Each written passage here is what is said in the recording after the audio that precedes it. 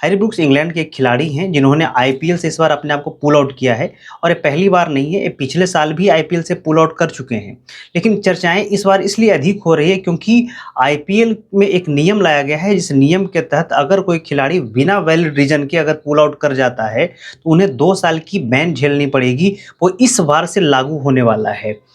ऐसा नहीं है कि पहले और खिलाड़ियों ने पुल आउट नहीं किया है, पहले बहुत सारे खिलाड़ियों ने पुल आउट किया है, खास करके अंग्रेजी खिलाड़ी हैं और ऑस्ट्रेलियन खिलाड़ी हैं, ये तो अक्सर पुल आउट कर जाते थे, इन पर भरोसा ही नहीं किया जा सकता था। लेकिन जब से ये नियम आया है तब से आप देखें कि सारे खिलाड़ी पहुँचते हैं, टाइम से पहुँचते हैं, हाज़िरी लगाते हैं और यहीं पे खेल करके जाते हैं। लेकिन हैरी ब्रूक्स जो है इस बार अपने आप को आईपीएल से पुल आउट किया है और उसका नतीजा ये होगा कि इनको इस बार बैन झेलना पड़ेगा।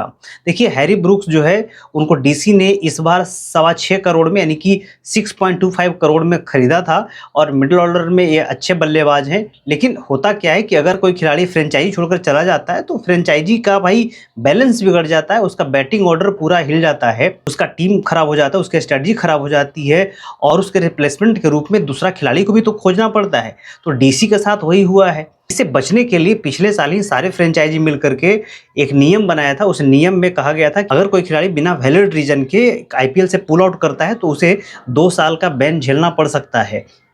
लेकिन पुल आउट करने के कुछ वैलिड रीजन भी शामिल किए गए थे, जिसमें था कि अगर उनके फैमिली में कुछ प्रॉब्लम हो जाती है तो वो फैमिली प्रॉब्लम के कारण पुल आउट कर सकता है, या फिर खिलाड़ी इंजर्ड हो जाता है तब पुल आउट कर सकता है।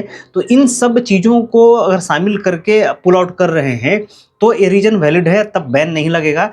लेकिन अगर इनसे अलग कोई रीजन देकर के आप पुल आउट करते हैं तो यहाँ पे बैन झेलना पड़ सकता है, जो कि हैरी ब्रूक्स को झेलना पड़ सकता है। अच्छा, मैं बताऊं कि हैरी ब्रूक्स ने पुल आउट करने के रीजन क्या दिए हैं। उन्होंने रीजन दिया है कि भाई मैं बचपन से ही इंग्लैंड के लिए खेलना चाहता था, अब वो समय आ गया कि मैं इंग्लैंड के लिए खेलूं। तो भाई तुमको पता नहीं था पहले जब आईपीएल में नाम डाल रहे थे तो पता होना चाहिए था ना भाई कि हमको इंग्लैंड के लिए खेलना है। तो उन्होंने कहा कि मैं इंग्लैंड के लिए अब मैं खेलना चाहता हूँ और इसके लिए हमको प्रिपरेशन करना ज़रूरी है, इसलिए मैं पुल आउट कर रहा हूँ। दूसरा उन्होंने कहा कि मैं अपने आप को पूरी तरीके से तैयार करना चाहता हूँ इंग्लैंड के आने वाले श्रृंखला के लिए और मुझे टाइम चाहिए इसके लिए। फिर उन्होंने कहा कि मुझे थोड़े से मेंटल पीस और रेस्ट की ज़रूरत है ताकि मैं आने वाले श्रृंखला पे मैं फोकस कर सकूँ। भाई साहब, जब तुमको पता था कि भारतीय टीम आईपीएल के बाद 5 टेस्ट खेलने के लिए इंग्लैंड आएगी तो तुमको नाम ही नहीं डालना चाहिए था, तो नाम भी डाल दिए और सिलेक्शन भी हो गया तो निकल भी लिए तुम। तो इन्हीं चीज़ों से बचने के लिए आईपीएल के फ्रेंचाइजियों ने इस प्रकार के रूल लाए थे। मैं तो कहता हूं कि इसमें एक चीज़ और जोड़ देना चाहिए कि कुछ पेनल्टी भी भरना पड़ेगा आपको। कम से कम जितने में आप बिके हैं उसका 25% तो पेनल्टी के रूप में लगना ही चाहिए, तब ये लोग सुधरेंगे।